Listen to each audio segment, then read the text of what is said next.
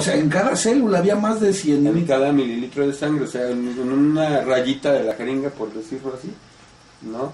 Que está formada de células, la mayor parte de esas, o sea, cuando te hablan de más de 100,000, es que hasta ahí llega la máquina que mide, o sea, pueden ser...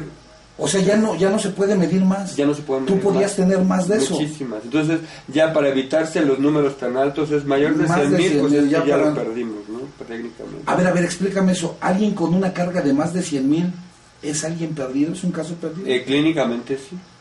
Pero yo así me mantuve durante, no sé, todo mi procedimiento. Ahorita que me estás explicando eso, puedo entender el mensaje que nos envió la hermana que se mueve lo profético.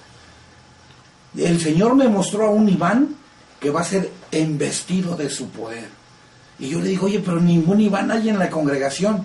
Fíjate cómo es el amor de Dios. Aquí puedo entender esa parte de la Biblia donde dice que Él nos conoció desde antes de los tiempos de los siglos. Él nos escogió, nos predestinó y después nos llamó, Iván. Yo puedo decirle a la gente que nos está viendo en este momento a través de este medio, que en ti se cumple esa parte y esa promesa de parte de Dios, esa parte de la Escritura donde dice, yo te conocí, te escogí, te predestiné y después te busqué y te llamé.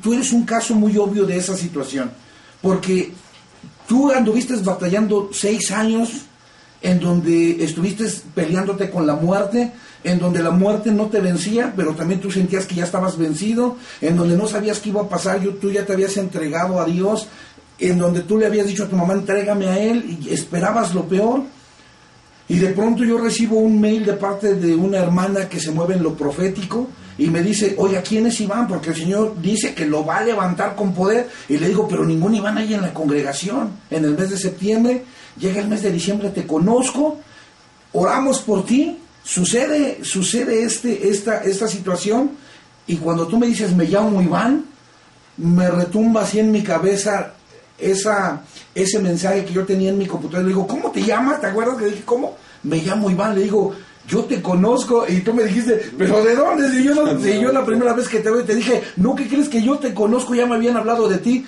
Y yo recuerdo que me dijiste, ¿quién le habló de mí? ¿O quién te habló de mí? Y te dije, Dios me había hablado de ti. ¿Recuerdas que te mencioné del mensaje que había recibido?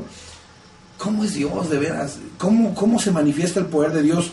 Yo estoy viendo aquí, en este resultado de biología molecular, más de 100,000 en tu carga viral. Luego tengo aquí otro documento, igual del INER, que es el Instituto Nacional de Enfermedades Respiratorias, que es del día 27 de octubre del 2008, más de 100,000 otra vez. O sea, el diablo no quitaba el dedo del renglón. El diablo decía, eres mío y no te vas a librar, ¿no? Pero Dios decía, lo que el diablo no sabía es que Dios te tenía apartado, que Dios tenía algo para ti. Tengo otro examen aquí, en donde aquí, esto es lo que a mí me sorprende. Ya habíamos orado por ti, y después de que oramos por ti, yo quiero decir esto. A Iván lo conocimos en diciembre del año 2008, y ha sido un proceso de sanidad de 1 año prácticamente en el que se ha manifestado todo esto. El día 31 de noviembre del año pasado, aquí se ve que ya bajó la carga viral. Nada más ahí habría que hacer como la notita. Yo cuando llego a la congregación fue en diciembre. En febrero del siguiente mes, es decir, a 2 meses, los doctores me retiran los medicamentos. O sea, 2 meses después de que te conocemos, te quitan el medicamento. Me quitan los medicamentos porque me dicen que mi cuerpo está tan saturado que clínicamente ya no había opción para mí, y que entonces lo único que iban a hacer era darme una pastilla como para que ahí me mantuviera, que ya no iba a mejorar, que me iba a quedar, ¿no? Entonces me quitan los medicamentos, y para las personas que lo saben, eso técnicamente es llevarme a morir, porque te quitan sí, ¿cómo se llama? Antirretrovirales. Antirretroviral te lo quitan, que prácticamente están... Porque esos medicamentos son como la barrera, es dejar que avance el virus, que se multiplique y que se acaben todas mis células de defensa. Entonces, una gripa yo ya no estaba. A eso iba yo. Desde que tú llegaste, a los 2 meses te quitan los medicamentos y dejas de tomar antirretrovirales. Ya no los tomas. Es decir, todo este año no has tomado un solo antirretroviral. Y vas y te haces un examen el el 5 de abril, que tiene una semana, 2 semanas, ¿cómo estamos? Tiene 2 semanas. El 5 de abril de este año tú vas y te haces un examen sin antirretrovirales, sin tomar ni un solo medicamento, y dice que tienes una carga viral de menos 40. Eso quiere decir que la máquina ya no pudo detectar. Es el otro polo. Háblame de eso, ¿cómo es menos 40? Sí, cuando el virus entra en tu cuerpo hay un registro genético que te dice que ahí estuvo.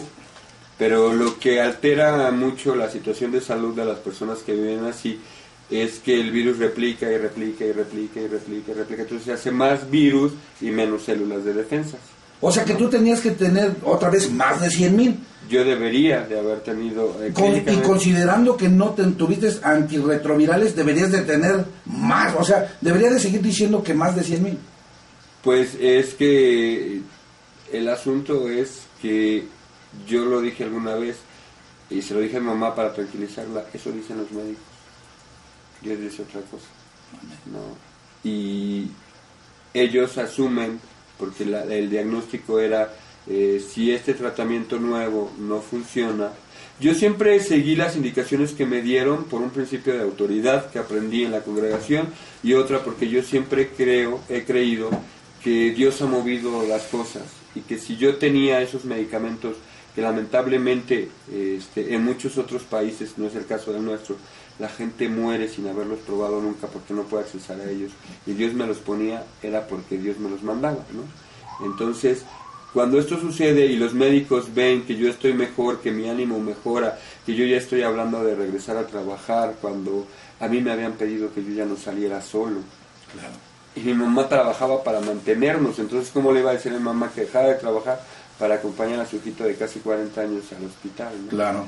Y me las vi bien complicadas, pero la fortaleza que me dio, ¿no?, el hecho de saberme sano, aún con las situaciones que se me presentaron, fue lo que a mí me dio la convicción. Cuando los doctores me lanzan el ultimátum de si esto no sirve, ya no hay nada que hacer por ti, ¿no?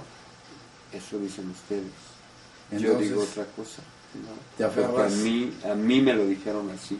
Y cuando me dan eso, yo escribo en un cuaderno que estoy escribiendo lo que ha sido mi proceso desde que yo llegué a Alimento Sólido, y yo puse ahí, en 6 meses, que era el plazo que me dieron, yo soy indetectable, Dios me respalda, y está escrito.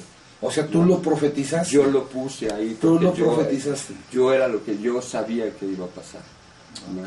Entonces, ciertamente, hoy que fui al hospital, que decían los doctores, es que el tratamiento le ha funcionado, ellos dicen que soy su niño teletón, porque ha sido bien complicado para ellos trabajar conmigo, porque sí he sido bastante rebelde, ¿no? Pero ellos ven el milagro clínico y yo veo el amor que Dios me tiene. Amén. Ellos atribuyen el milagro de la ciencia, pero, oye, les hubieras dicho, pero ¿se ya se dieron cuenta que tengo un año sin antirretrovirales? Sí, lo que pasa es que son situaciones Claro, sí, ¿no? de... Clínicamente no puede o no. No, y de hecho, alguna vez lo comenté con una de las doctoras, ¿no? A partir de... Es que no entendían. Había una doctora que le daba risa, me dice, es que ya no te puedo decir que estés bien. Porque ellos leían los papeles y veían mi actitud y veían mi peso y veían yo sin diarreas, yo sin mareos, yo, o sea... Sano, en el nombre de Jesús. Pues entonces... Y yo honestamente al principio yo decía, pues es que yo no tengo que comer. O sea, yo estaba tan feliz de lo que estaba sucediendo en mi vida, dije, yo no los tengo que convencer. De hecho, pues mi hermano es cristiano de una manera muy a su especie. Sí, y incluso con él, ¿no? Él hacía como grandes aspavientos y yo decía, yo sé que la gente a mí me va a preguntar de dónde obtuve lo que obtuve. Entonces ahí voy a hablar. Dime, para ir aterrizando con esta situación, ahora el día 5 de abril tú vas a recoger tus estudios. Lo que me estás diciendo es que en ti estaba la convicción de la sanidad.